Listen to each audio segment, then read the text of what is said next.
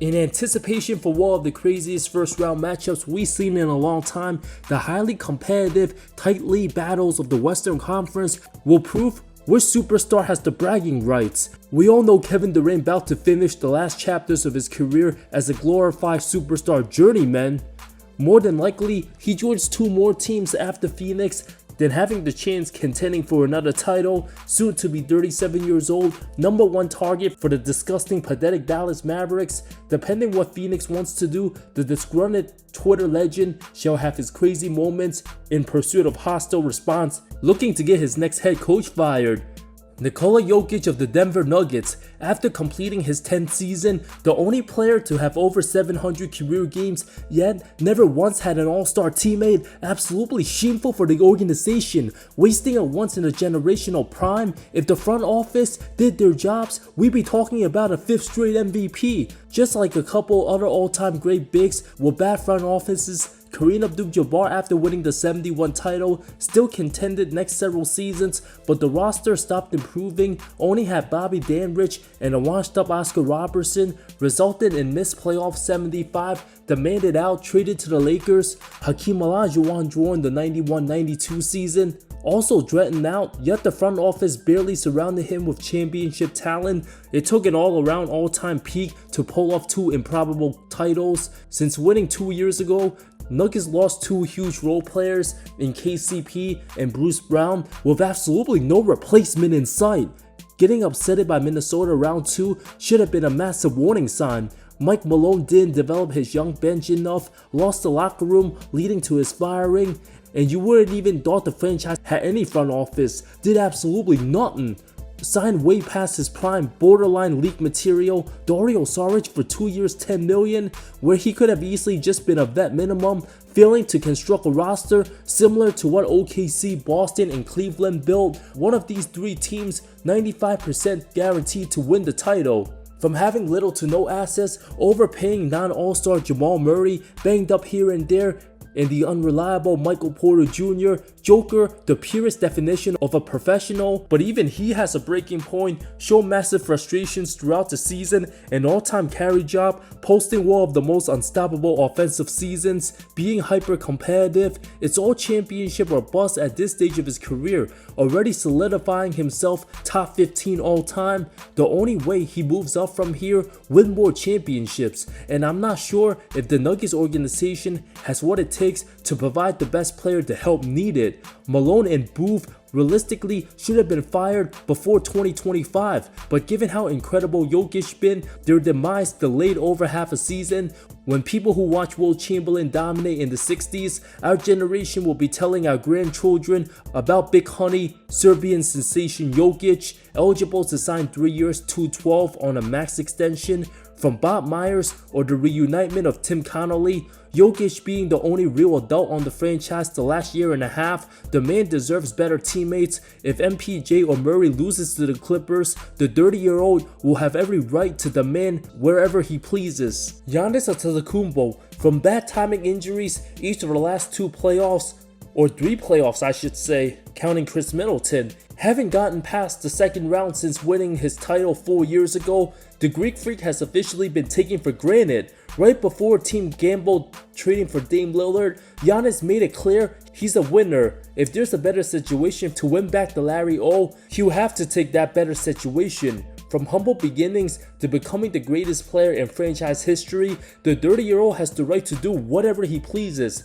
Made it clear he wants to remain with the franchise that trusted him from the start. But if the front office ain't doing their job, Giannis having all-time work ethic, same mindset as Kobe, there's always gonna be a breaking point. Most importantly, I'm a winner. I want to win. And I have to do whatever it takes for me to win, and if there's a better situation for me to win the Larry O'Brien, I have to take that better situation. At this stage, he owes the Bucks organization nothing. The whole team owes him eternal gratitude, a constant source of class and positivity. Milwaukee fans will cheer for Giannis wherever he goes unless it's Boston or LA.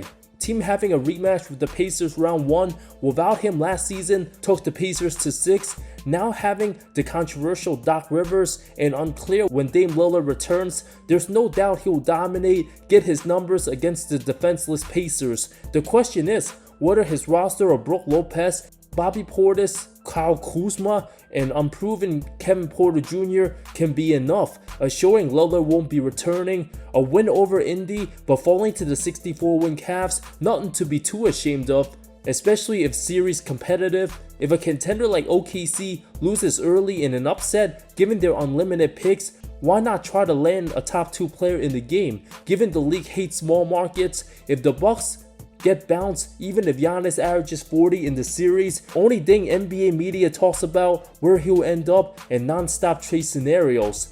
Damian Lillard, the expensive 34-year-old, might not be healthy enough to continue for the playoffs. A player option 2027 will be almost cracking $60 million a year by then, depending what the team does with Giannis. Dame clearly a second co-star at this point. Many don't believe he's even good enough to be a number 2. Biggest mistake for the franchise, getting rid of Drew Holiday, allowing Drew to go to the rival Celtics, inadvertently helping the rival get way better. Depending on treatment and process, getting fully healthy, his biggest concern, only time will tell. Having unfortunate luck each of the last 3 playoffs for Milwaukee only leads a step closer to major changes. John Morant, acting like a fool all season, the kid simply doesn't get it. Has absolutely no respect for the league's front office, created a bad rap with the off-court distractions, thinks everything's a joke when he's supposed to lead Memphis in pursuit to be contenders by now, probably won't even get out the play-in. If they get the 8th seed, easily losing to OKC. Teammate Jared Jackson Jr. not as talented, but have proven to be more reliable, way more mature, and possibly the guy to build around. The media even making fake trade examples, Ja for Trae Young, leaving Memphis for cultural reasons might sound appropriate, but Atlanta ain't that much better for his environment. How about just trade him to Utah? Trying to act cool and please a specific crowd. How about being healthy enough to play 65 games? Which he's only done 1 time in his career, has all the talents to be in the MVP conversation now. Many don't even view him a top 30 player. When he was on brink of top 10 a couple seasons ago, the younger Anthony Edwards took that spotlight from him, went from one of the most lovable guys with all-time highlights to hate it in the blink of an eye. Focused too much on trying to prove a point, he's simply not a leader. Reminding everybody about his love for those celebrations. 25 years old, him and Zion, 2 of the most athletic, talented draft prospects from the 2019 class. The 2 way more immature than most of today's rookies. If Ja played for Miami or San Antonio, you think Pat Riley or Pop would tolerate his nonsense? Absolutely not. Will Memphis want to give him a supermax extension? Played just 59 total games last 2 seasons combined, still relies heavily on athleticism. If he don't develop a consistent 3-ball, only a big injury away can ruin his career. Trading him sooner before there's more problems won't be a surprise. Trae Young, Mr. King of play-ins, been leading the most mid-franchise for years, never going to win anything in Atlanta, let's be real. The conference finals run 2021, an absolute fluke. Teams like Boston and Cleveland, even New York, way too good.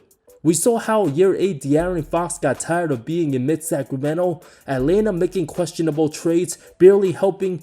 Given when Jalen Johnson out for the season, Okongwu nothing special, and Ricochet still developing, a team like Orlando, a possible win-win situation. If Young asks for a trade, given the different timelines amongst his young players, the assist champ will turn 27, can't afford to keep finishing, being near 500 every year. On a team not known for getting big free agents, there'll be a breaking point. Already being the current longest tenure Hawk, looking to prove his worth as a top 15 player-ish, overlooked way too many times as an all-star, even snubbed for Team USA, forgot Sigs, even Bronny James gets more coverage these days than Trae Young himself, has a player option for 2027. Next season will start getting spicy if he's still on the roster. Sacramento Kings, the new Chicago Bulls out west, Domantas Sabonis has peaked. Terrific offensive center, but proven time and time again, not a rim protector, exposed 2023 playoffs, too slow, needs the ball in his hands. Given the incompetent ownership for decades, franchise ain't winning anything for a long time, might as well try to trade him sooner than later. If all these stars fall out the first round, the entire NBA landscape could be flipped, possibly creating a crazier situation than Luka being traded to the Lakers. Coaches already getting fired left and right. Buckle up for another chaotic offseason. Before I end this video, my 2025 playoff predictions. Eastern Conference, Cleveland easily advancing in 5. No matter who they play in round 1, won't matter. Boston will beat Orlando in 5. Pacers, Bucks, I'm going with Giannis. About to have one of his greatest carry job series. Beating Indy in 7. Can't imagine the Greek Freak not getting past the first round for 3 straight seasons. He's just too good to allow that to happen. New York over Detroit in 6. Many saying Cade Cunningham best player in the series when they forgot about postseason Jalen Brunson, with second option Karl Anthony Towns having some success last playoffs. Detroit's inexperience, too much of a burden. Western Conference, OKC easily over whoever the 8th seed would sweep either the Kings or Mavs. They'll beat Memphis in 5. I see the Warriors in 7, giving Curry and Butler experience and greatness to perform, while the Rockets lack a true closer. The Lakers over Minnesota in 6. Luka and LeBron too good, too experienced, too smart for the younger, unpredictable Ant Edwards. Gobert's perimeter defense will get exposed again. Not good enough offensively to punish LA inside. Julius Randle too erratic in the postseason. Not hard to see that result. Nuggets over Clippers in 7. Jokic best player in the world. Too much for Kawhi and Harden to handle, especially both in their 30s. Murray and MPJ will have lots to prove. It will be a tight series, especially if Zubac balls out. The way Clippers perform over the last month, I can see LAC winning in 6 if Murray and MPJ shat the bed, but underestimating Jokic always ends up badly for non-believers at this point. If Russ Westbrook plays over 20 minutes for the series, the Clippers easily winning that. Second round, Cleveland over Milwaukee in 6, having the length of Mobley and Allen, too much for Giannis and slow Brook Lopez with the unclear Dame Lillard. Garland and Mitchell's offense will overwhelm Milwaukee's lack of perimeter D. Boston over New York in 5. Knicks can't beat any great team this regular season. McHale and OG, no chance against Tatum and Brown. The defense of White and Holiday, a nightmare matchup for Brunson. The C's with a healthy Porzingis and an old savvy Al Horford. I can see Big Al frustrating Cat. Lakers over Golden State in 7. Given how much the Warriors had to play catch up and tight games over the last several weeks, Curry, Draymond, and Butler in their mid-30s, Lakers will be fresher with Luka and Reeves being 26. It'll depend how well Steph can perform. I don't see the Dubs getting past round 2. OKC over Denver in 6. The grueling series with the Clippers will show fatigue just like last season's second round matchup. Denver having a tough 5-game series over the Lakers, had nothing left game 7 last playoffs. OKC a better bench. Nobody can stop SGA. If Denver still has Bruce Brown off the bench, I would go with the Nuggets, but relying on Murray and Porter playing 42 minutes a game, Jokic will show why he's the real MVP, but Shea's supporting cast way too deep. OKC beats Denver most likely. Boston over Cleveland Conference Finals in 7. Showing their championship pedigree, they have the best player in the series, while Mitchell's offense hit or miss. OKC over the Lakers in 6. Given the size of Hortenstein and Chet, LA's defensive holes and lack of bigs will prove too much of a burden. OKC best defensive team in the league, tough and physical. As long as the Thunder remain disciplined, move the ball and hit threes, they have the youth advantage. LA having Luka for not even half a season, still lots of defensive issues, and LeBron being age 40, the Thunder will prove too much. NBA Finals, I got Boston over OKC. It's gonna be Jason Tatum's time. All the critics still doubt him, missing the Finals MVP on his resume. It all depends on the health of Jaylen Brown. If JB's even 80% healthy, no one's beating Boston. They won the title convincingly, even with a 20% Porzingis. Joe Mazzulla will continue to prove why he's one of the best head coaches in the league. Just like how college Al Horford won back-to-back national championships at Florida, his Gators winning this year, he'll go back-to-back to close out a Hall of Fame NBA career.